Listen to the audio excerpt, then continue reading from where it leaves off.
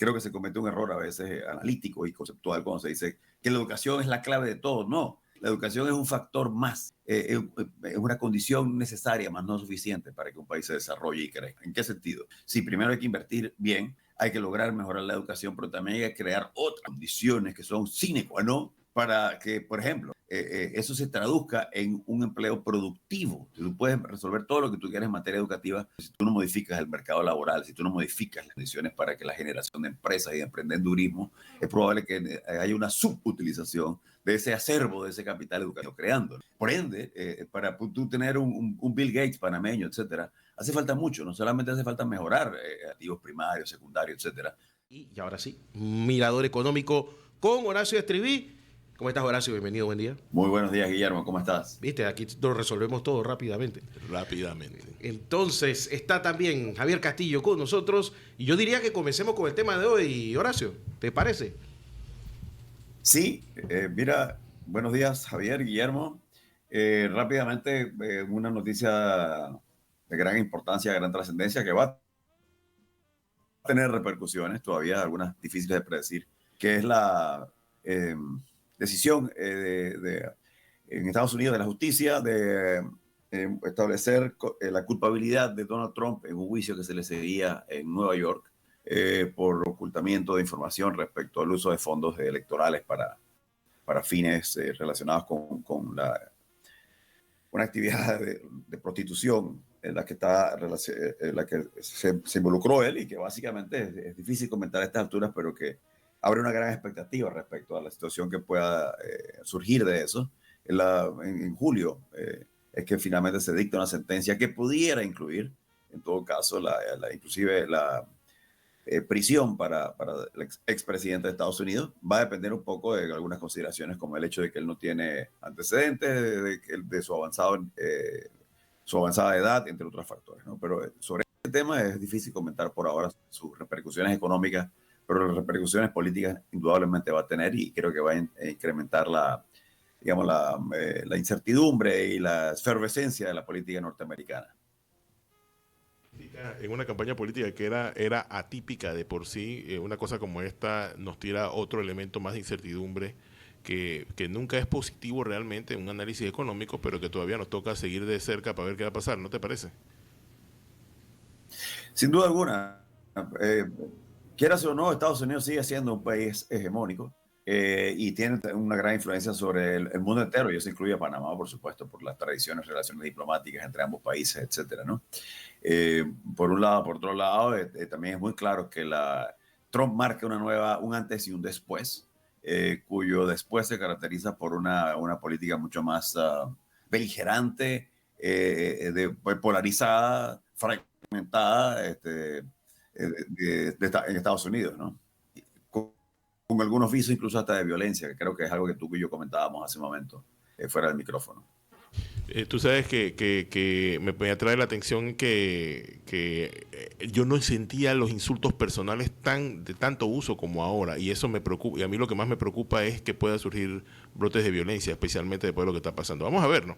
Hay que seguir el punto, porque todas estas cosas, y la razón por la que los mencionamos es porque esto nos afecta a nosotros también, ¿no? Si en Estados Unidos hay una crisis, usualmente nosotros aquí vamos a recibir parte de las consecuencias, ¿no te parece? Sí, claro, primero habría que ver en qué deriva todo digamos, este proceso judicial, en qué consiste la sentencia que se dicta en julio, porque hasta ahora lo único que se ha dictaminado es su culpabilidad, pero todavía no hay una sentencia firme como tal. E inclusive, por lo poco que acabo de leer, él inclusive puede seguir aspirando a la presidencia, cosa que estoy seguro que va a hacer, ¿no? Sí, de ahí a lo que derive en cuanto a consecuencias económicas, pues, es un poco más difícil de predecir, ¿no? Así es. ¿Quieres invertir un poquito? Continúa. No, adelante. No, continúa. Yo te preguntaba si querías continuar con el tema de los bonos y que cómo están subiendo, cómo nos afectan, o quieres tratar a temas más nacionales, ¿no? Bueno, quizás dedicarle 2 minutos al tema de la Reserva Federal de Estados Unidos y pasar a lo nacional. Pero ahí es poco lo que se puede agregar a lo que parece casi que una saga, ¿no?, de Netflix de distintos episodios de mucha, digamos, incertidumbre con respecto a qué va a pasar con la inflación en Estados Unidos. Lo cierto es que este año empezó marcando una tendencia a que se mantuviese la inflación, que es lo que ha provocado precisamente cierta incertidumbre en los mercados.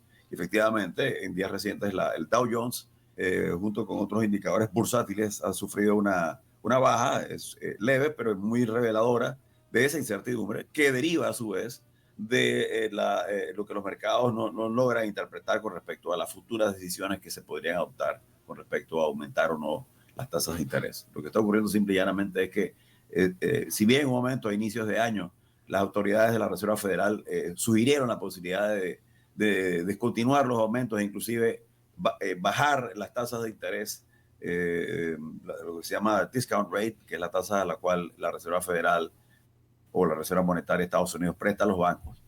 A pesar de ese anuncio, parece que fue prematuro porque los indicadores, como hemos dicho, de inflación se han mantenido relativamente inamovibles, lo que indica que Estados Unidos todavía se cierne una amenaza de que permanezca la inflación y que se alejen del target o de la meta, que tradicionalmente es de 2%, que ahora mismo ronda alrededor de 3%. Naturalmente, un 3% es mucho mejor que el 7% que aquejó la economía en años posteriores al COVID, pero en todo caso sigue siendo alto para las expectativas e inclusive ha provocado que las autoridades de la Reserva Federal reviertan su anuncio inicial e inclusive ya sugieran la posibilidad de bien, por un lado, mantener esas tasas a lo largo de este año, contradiciendo lo que se había dicho inicialmente que se iban a bajar, e inclusive no se descarta la posibilidad de un ajuste. Naturalmente que esto incide en el mundo entero y en Panamá por vía de que esto encarece los costos de financiamiento y podría afectar a Panamá en todo caso, de otra cosa por vía de la banca, aunque la banca panameña tiene una tesis bastante original de que aquí las tasas de interés no se afectan como consecuencia de las variaciones en el mercado internacional. Creo que al final sí hay una afectación, quizás indirecta, quizás un cierto rezago, pero sí la hay.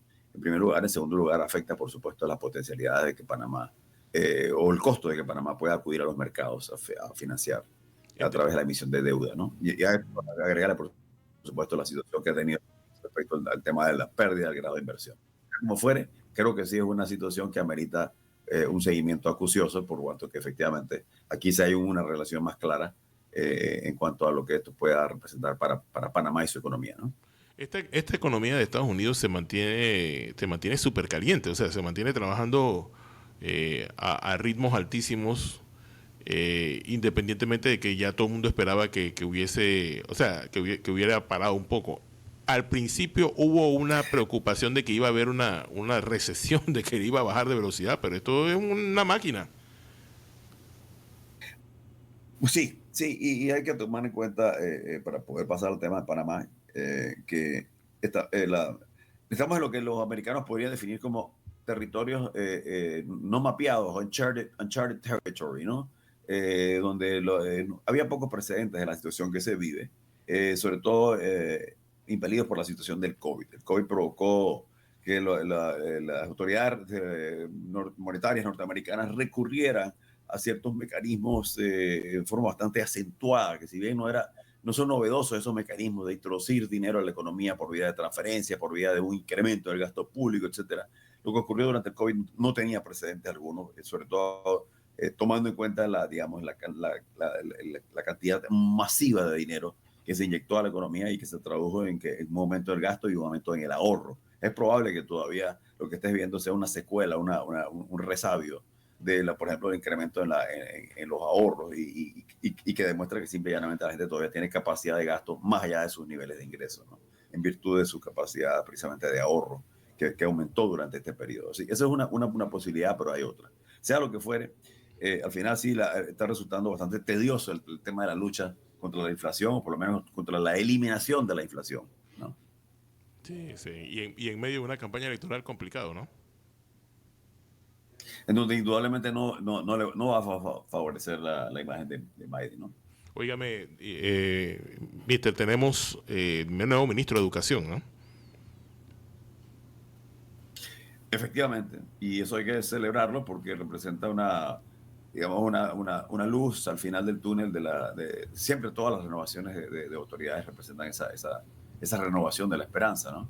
Sin embargo, esa esperanza de que las cosas mejoren hay que ponerla pasarlos por el filtro de la realidad, ¿no? Y la realidad es algo que podemos discutir tú y yo en los 15 minutos que nos quedan.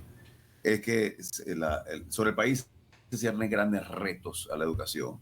No solamente los que son de vieja data, sino de nueva data que incluyen los grandes retos en materia tecnológica, ¿no? Cómo tecnificar, cómo innovar y cómo crear las condiciones en el país para mejorar no solamente la educación pública, sino la educación privada.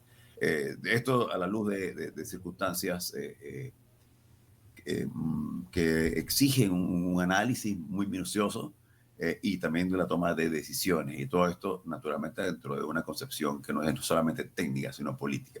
Solo para abrir la discusión sobre el tema, yo pondría sobre la mesa lo siguiente. Primero que nada, es evidente que en Panamá hay mejorías en su sistema educativo y que se ponen de manifiesto, por ejemplo, en los indicadores que claramente señalan que Panamá es uno de los países que ha logrado avanzar en su nivel de cobertura educativa a todos los niveles, principalmente primario y secundario, inclusive lo coloca a la cabeza de muchos países de la región. Eso es bueno.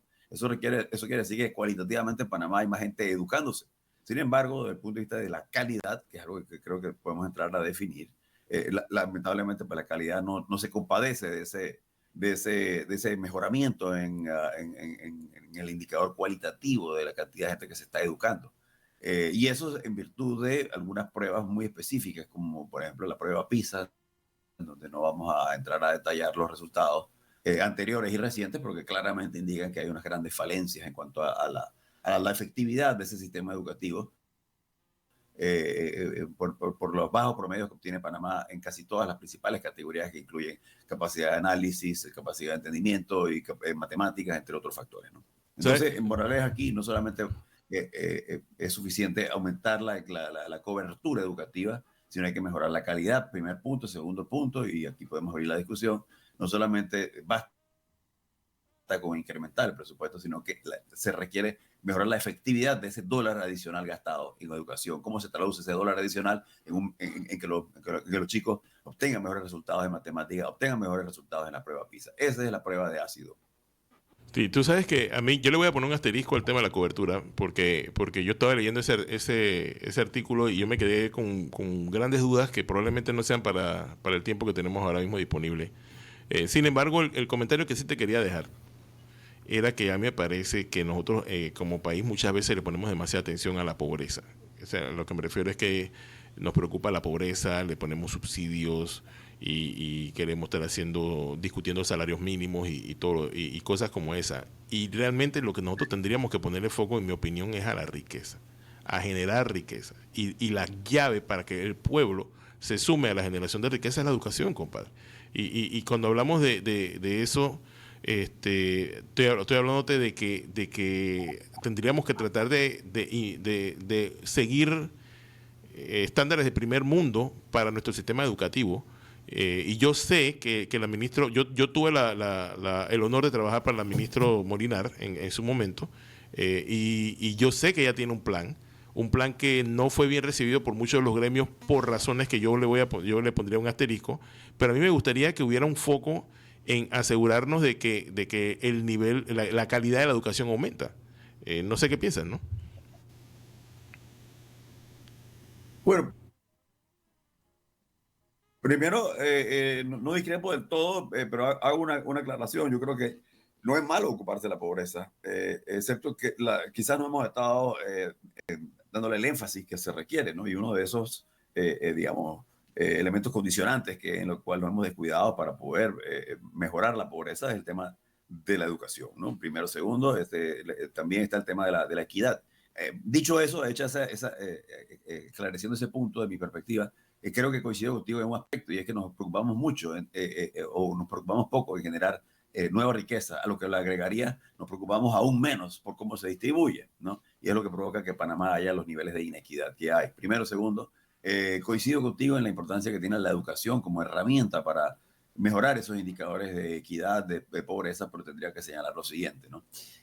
Ya habiendo aclarado que es un tema también de calidad y de efectividad, de eficiencia y de eficacia, que es decir, gastar lo que se debe gastar para generar una unidad adicional de educación y gastar y invertir ese esfuerzo digamos, en las capas de la sociedad que más lo requieren. Es decir, gastar el dinero bien implica ser eficiente y ser eficaz, que quiere decir gasto lo menos que necesito gastar para lograr un alto nivel de calidad, y esa educación la entrego a la población que más la requiere, porque es la que más padece de pobreza.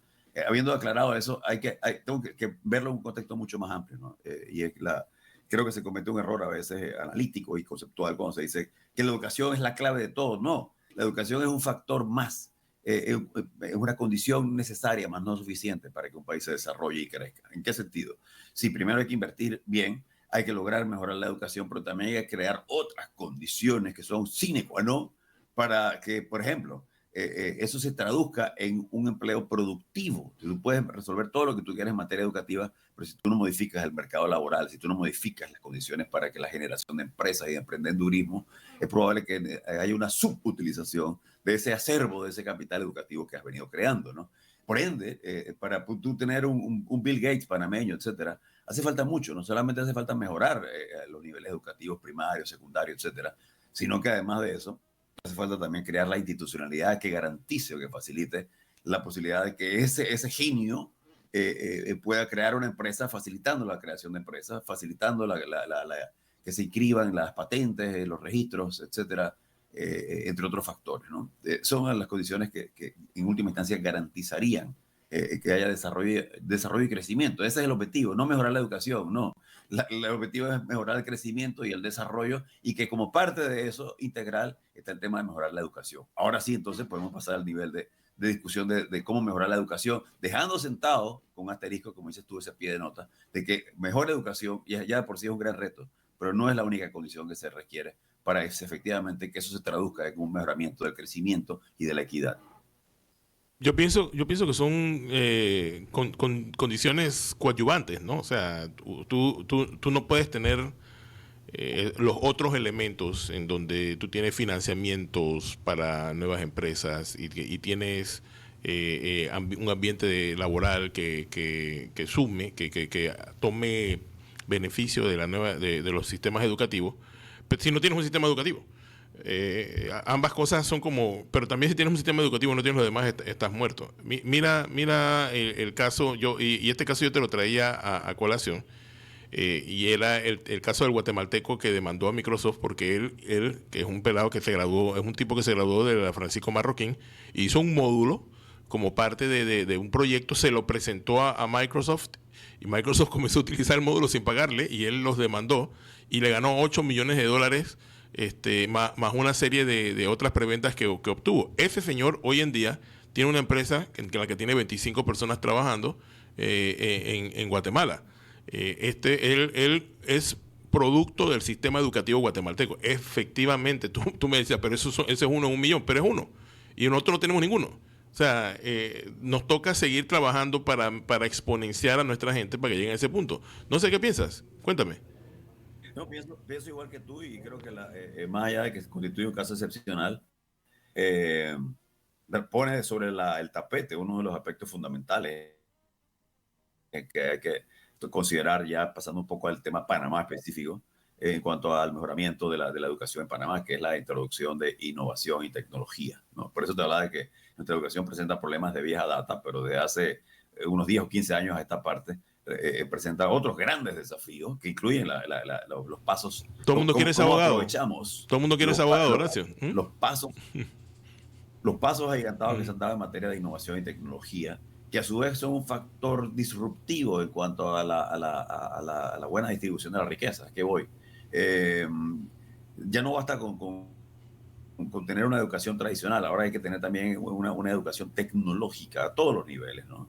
Sobre todo en las carreras técnicas, porque esto es uno de los factores que en última instancia definen un poco las potencialidades para que el individuo logre su bienestar y logre mejorar sus niveles de ingreso, ¿no? Esto es fundamental. Entonces, esto es un gran reto porque no solamente exige que el nuevo gobierno efectivamente desarrolle una política innovadora en materia de tecnología, de utilización de las redes, del internet, etcétera, sino que también lo haga en una forma que no induzca nuevas, más inequidades. ¿A qué me refiero? Si lo vas a hacer en una provincia, tendrías que idealmente hacerlo en otra, en última instancia, ¿no? Para darle un carácter más, digamos, más universal a esa política, ¿no? Y que tenga, se traduzca en beneficios para todo el sistema educativo y no solamente algunas áreas o algunas escuelas. Ahora bien, más allá de eso, sí sería interesante empezar proyectos en Panamá de innovación o continuarlos con un carácter de piloto, ¿no? Es decir, ¿cómo se vence la resistencia que supone esto y las dificultades que entraña la introducción de tecnología o de cambios al sistema educativo en Panamá? Bueno, empezando por algunas escuelas o algunas provincias puntuales, ¿no? Que se podrían escoger y que luego sirvan como modelo para poder replicar esos proyectos exitosos de innovación tecnológica en otras escuelas y en otras latitudes. De eso se trata, ¿no? Así es. Tú sabes que a mí me trae la atención que aquí en Panamá... Tú eres precisamente una persona de gran experiencia en materia de informática, de innovación, de tecnología, y tienes experiencia en educación, así que tú podrías ilustrarnos perfectamente cuáles son los grandes desafíos que ahora mismo enfrenta Panamá en este aspecto en particular. Tú sabes que el problema con la innovación es que, a diferencia de lo que mucha gente percibe, tú tienes que crear un ambiente innovativo. O sea, la innovación nace del cerebro del ser humano. En el momento, por ejemplo, cuando este señor decide construir Facebook, él está en un momento y él mira y él dice, wow, es que aquí hay algo que la gente no está viendo. Y nos pasa continuamente. Hay que crear este ambiente de innovación. Y para mí tiene mucho que ver con orientación educativa, Horacio, porque a mí me parece que en Panamá todo el mundo quiere ser abogado y todo el mundo quiere ser arquitecto, y no hay gente que entienda de que, por ejemplo, probablemente lo mío no es meterme por allá, sino lo mío es tomar y crear una estructura fuerte de plomería o de electricidad o de albañilería, y generar nuevas empresas que hagan ese tipo, que ofrezcan servicios. Hay gente que tiene que dedicarse a eso. Hay otra gente que están más orientadas a tecnología de información e innovación en sus áreas. Y te lo digo porque me ha tocado estar sentado en mesas con gente que no son para el tema, pero que se metieron por ahí, que eso es lo que hacen, ¿no? Pues no sé, a mí me parece también de que... Perdón, adelante, Javier. Continúa, Horacio. Bueno, no, digo, ya nos quedan 2 minutos escasamente, creo que hay que resaltar varias cosas, ¿no? Volviendo al tema de cuál es la agenda pendiente en materia educativa en Panamá, creo que huelga decir que uno de los grandes desafíos no es técnico, es político, ¿no? Y en ese sentido, creo que una de las prioridades de la nueva ministra de Educación consiste en desarrollar la capacidad de divulgación y de comunicación que se requiere y de consenso entre sectores que hasta ahora se han mostrado bastante reticentes a cualquier iniciativa que incluya, entre otros, aplicar de manera más efectiva sistemas de prueba. No solamente los estudiantes tienen que demostrar su capacidad y sus avances, sino también tienen que hacerlo el cuerpo de docentes. Eso es una realidad, es un hecho, ¿no? En segundo lugar, creo que, como dices tú, hay que crear un ambiente. No es solamente meter tecnología, es mejorar el sistema de administración de recursos dentro del ministerio, dentro del sistema educativo, lo cual exige probablemente mayores niveles de descentralización y fortalecimiento en la gobernanza, que implica involucrar de forma más directa y más amplia a los padres de familia en cuanto a las decisiones que se adoptan.